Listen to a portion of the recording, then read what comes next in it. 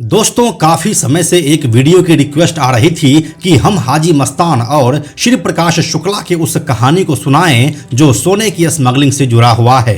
अगर आप मुंबई अंडरवर्ल्ड की कहानियों में दिलचस्पी रखते हैं तो कई जगह आपने भी पढ़ा या सुना होगा कि मुंबई अंडरवर्ल्ड का यूपी से भी कनेक्शन था। खास करके छोटा राजन के गैंग में जो टॉप के शूटर्स थे वह उत्तर प्रदेश से ही आते थे। मुंबई का फेमस काला घोड़ा शूट आउट को उत्तर प्रदेश के शूटर्स ने ही अंजाम दिया था। इसी सिलसिले में एक कहानी यह भी काफी चर्चित हुई थी कि एक बार हाजी मस्तान का सोना यूपी में श्री प्रकाश शुक्ला ने स्मगल किया था और फिर इसी के वजह से दोनों में तकरार बढ़ गई थी। तो क्या ये सच है कि श्री प्रकाश शुक्ला का संबंध हाजी मस्तान के सोने की स्मगलिंग से था? इस बात में कितना सच है और कितना झूठ, आइए आपको बताते हैं आज के इस वीडियो में।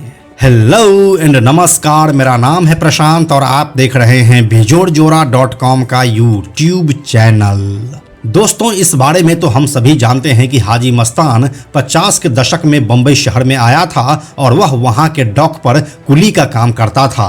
फिर देखते ही देखते वह स्मगलिंग के बिजनेस में आ गया और फिर धीरे धीरे पूरे शहर को अपने कब्जे में ले लिया। 60 और 70 के दशक में हाजी मस्तान बंबई शहर का राजा बन चुका था। उस दौर में शहर में एक भी ऐसा इलीगल काम नहीं था जो बिना हाजी मस्तान के परमिशन से हो सके। इसमें सबसे बड़ा था सोने की स्मगलिंग, जिससे वह अरब देशों से मंगवाता और फिर पूरे देश में उसे डिस्ट्रीब्यूट करवाता था। इस काम में उसके साथ शहर के नेता से लेकर पुलिस तक इन्वॉल्व रहती थी। हाजी मस्तान का ऐसा रुतबा था कि बॉलीवुड के बड़े बड़े सितारे उसके आगे हाथ फैलाए रहते थे।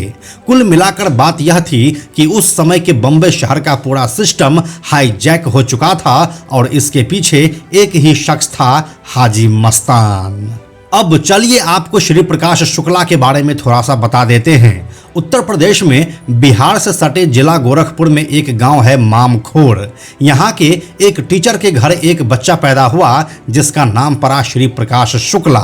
मार धाड़ की ओर उसकी दिलचस्पी थी, इसलिए गांव में ही वह पहलवानी करने लगा। उसका आपराधिक करियर शुरू हुआ उसके गांव से ही। राकेश तिवारी नाम के एक लड़के ने उसकी बहन को सारे बाजार छेड़ दिया था। इसका बदला लेने के लिए श्री प्रकाश शुक्ला ने उसे गोली मार दी।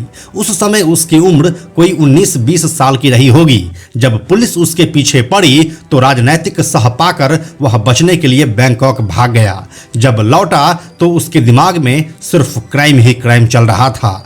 लौटने के बाद वह बिहार के मोकामा क्षेत्र के विवादित और बाहुबली नेता सूरजभान सिंह के साथ जुड़ गया। धीरे धीरे वह राजनीतिक गलियानों में भी हलचल पैदा करने लगा था और कई तरह के गैरकानूनी धंधों में भी वह इन्वॉल्व हो गया था। अखबारों के पन्ने हर रोज उसी के सुर्खियों से भरे होते थे। यूपी पुलिस अब हैरान और परेशान रहने लगी थी, लेकिन पुलिस तो सरकार की ही थी और शुक्ला सरकार के सह पर ही काम कर रहा था। इसलिए पुलिस चाहकर भी मनचाहा एक्शन नहीं ले पा रही थी।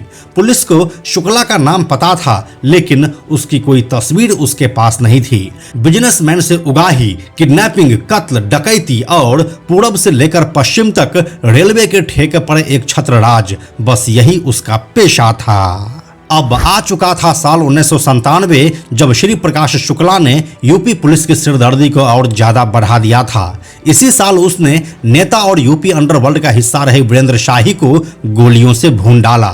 चारों तरफ सन्नाटा पसर गया क्योंकि वीरेंद्र शाही तब एक बड़ा नाम हुआ करता था। श्री प्रकाश शुक्ला का नेताओं से अच्छे संबंध थे क्योंकि उसका इस्तेमाल नेता भी अपने काम करवाने के लिए करते थे।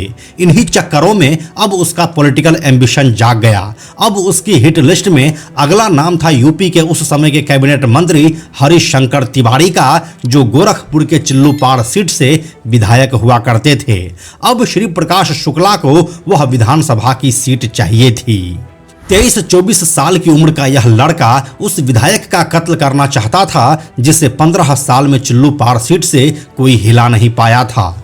कुल मिलाकर आप यह समझ लीजिए कि 90 के दशक के शुरुआती साल से लेकर साल 1997 तक श्री प्रकाश शुक्ला यूपी का सबसे बड़ा गैंगस्टर बन चुका था। खास करके पूर्वांचल के ठेके के काम पर उसका एक छत्र राज था। अब आपको वापस हाजी मस्तान की कहानी पर लेकर चलते हैं। हाजी मस्तान साल 1975 में इमरजेंसी लगने के बाद से कुछ दिनों तक जेल में रहा और फिर वापस आने के बाद वह पॉलिटिक्स में एक्टिव होने की सोचने लगा, जिसके बाद वह भारतीय माइनॉरिटीज सुरक्षा महासंघ नाम से एक पॉलिटिकल पार्टी बनाया और वह खुद उसका चेयरमैन भी बना। इस समय तक मुंबई अंडरवर्ल्ड में दाऊद का उदय हो चुका था और हाजी मस्तान का डॉन वाला रुतबा अब धूमिल होने लगा था। फिर पॉलिटिक्स में आने के बाद वह स्मगलिंग वाले काम से दूर होने लगा था। जिस दौर में यूपी में श्री प्रकाश शुक्ला अपना आपराधिक रुतबा कायम कर रहा था, उस दौर में हाजी मस्तान काफी बीमार रहने लगा था। इसलिए उन दोनों का टाइमलाइन हार्डली 4 से 5 सालों तक ओवरलैप किया, जिसमें इन दोनों के बीच कभी भी किसी भी तरह के संबंध होने की जानकारी नहीं मिलती है। फिर जहां साल 1994 में हाजी मस्तान की नेचुरल डेथ हो गई, वहीं साल 1998 में श्री प्रकाश शुक्ला एक पुलिस एनकाउंटर में मारा गया। इसलिए इस बात के कहीं भी कोई सबूत नहीं मिलते हैं कि हाजी मस्तान का स्मगल किया गया सोना कभी श्री प्रकाश शुक्ला तक पहुंचा था। अब उम्मीद है आप इस बात को बड़े ही आसानी से समझ गए होंगे। यह पूरी जानकारी आपको कैसी लगी हमें कमेंट सेक्शन में लिखकर जरूर बताइए। हम जल्दी मिलते हैं आपसे एक नए कहानी के साथ। यह वीडियो अगर आपको पसंद आया तो इसे लाइक और शेयर जरूर करें। आने वाले वीडियोस के लिए बेजोड़ जोड़ा को सब्सक्राइब करके बेल आइकन को टच करना ना भूलें। Thank you so much.